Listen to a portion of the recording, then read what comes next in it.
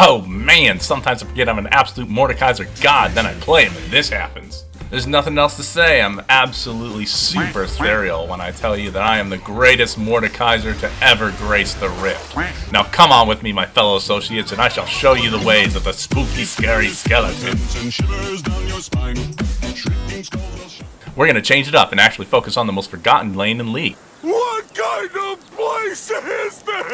Hey, he's strong enough that you can play him in jungle too. And why not? Play him as support as well. I've done it. Why the hell not? League's a game about having fun. If it makes you happy, then go for it. Now let's get ready. We got another edgelord coming for us. You know what I'm talking about. Now let's just get into his abilities. Mord's passive is Darkness Rises. That means his basic attacks are imbued with a bit of awkwardness to make sure you hit a little bit harder. Once you hit an enemy champion or Good Samaritan 3 times, you can get a hula hoop of death and deal awkward damage to any enemy that dares to enter in your hula zone. Honestly, his Q is one of the most satisfying abilities in game. Nothing like giving him the good bop, bop, bop. Just slap that mace down, and if your target's alone, you'll get that extra damage. Mord's E is indestructible. You're just a suit of armor, Alphonse, so you're hard to kill. See what I did there? You can charge your BDSM energy when you're giving out or taking punishment from those naughty Then you can activate to get an extra shield. Nope. If you don't end up needing the rest of the shield, you can just reactivate and get a bit of that health back so you're ready for more. His E is Death's Grasp. You passively get some penetrating power so your abilities hit extra hard and deep. But you can also pull in your enemies with the active so you can grab that booty and make things nice and personal. Last up we have... For Assault, we have Maximilian Pegasus, and we can banish those motherfuckers to the Shadow Realm. We're gonna drain them of 10% of their stats, beat their ass, and then steal their lunch money. Welcome to the Shadow Realm, Yugi boy! If you're liking the video so far, please like and subscribe. If you don't, I'm not gonna let you out of the Shadow Realm. Whew, good for you, you subscribed. Now let's talk about Mord's runes. To be perfectly honest, I've seen a ton of different rune pages, and all of them are different, so I'm just gonna give you the one that I use. But like I said before, I ain't your mama. Wait, did I do that out of order? Big edgeman like himself, he does like to be precise. We take this rune here so we can conquer that ass and heal while we're doing it. Nothing like a bit of vigor. Alright, this is taking a little bit too long, so we're going into rapid fire mode. We go Triumph to get that bonus health and vigor, Alacrity so that you can get some attack speed on them, because Nathertooth is no longer the best choice, and Coup de Grace, because once they get taken into Shadow Realm, they should never leave. Next up, we're taking Shrek runes. We're going to be a big green ogre, and we're ready for punishment, because we're unflinching.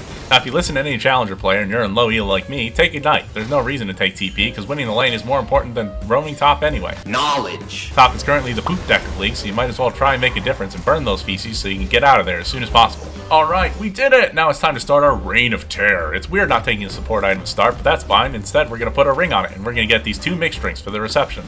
Side note, if you do end up picking jungle, honestly anything works. Pick what you want, I ain't your mama.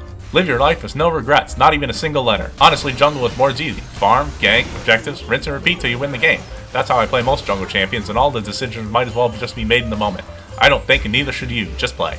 Now, let's just focus on top lane for this video. Honestly, if you get a sword girl, a dirty range top laner, you might want to take this wooden shield, because you know they know nothing more than hate and aggression. But otherwise, this ring is good. Starting lane, you just want to play Farming Simulator. Your early levels are not great. If you go all in with a pair of 5s, you're a bad poker player. Mord's not a bad poker player. Kill those little hooded things and hit that dysfunctional family member with the occasional Q. If you miss your Q, you're in for a bad time. The cooldown on that in early level might as well be forever, so just do what you can. If you can get in a good trade, take it. Don't overstay. If the enemy engages to get too close to your no-no zone, then you can always disengage with the E trick. Just turn around, cast your E directly in front of you, and the ability will end up pushing the enemy backwards instead of at you. Follow up a Q if you're feeling saucy, but just try not to get bullied by the mean girls. Once you hit level 6, it's time for the real party. Now, if you're a Giga Chad like me, you can easily kill your laner 3 times before 6, but everyone's not as great as me. With proper poke and farm, once you hit level 6, you are the chosen one. As long as you're not outrageously behind, you should win every duel. At base, when you ult, there's a 20% stat swing. You give them the good suck, and 10% of their stats are now yours, Yugi boy. If you're about even, you might want to try and freeze a lane to try and starve the enemy of a bit of their precious gold. But not me, I'm ahead, baby, and I'm gonna perma push this sucker. Not like the enemy jungler is gonna gank us, we're in top lane. No one cares about us until we leave the lane 6-0, ready to shove our mace up their ass.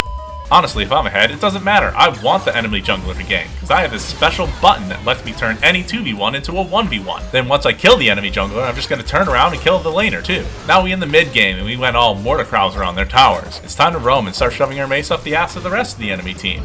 We do what we want. We can go mid and kill them there, live in the enemy top jungle and kill them there, or just keep pushing top and kill them there. If we're getting close to an objective and we want to contest, then we want to be there so we can banish their jungler to the Shadow Realm.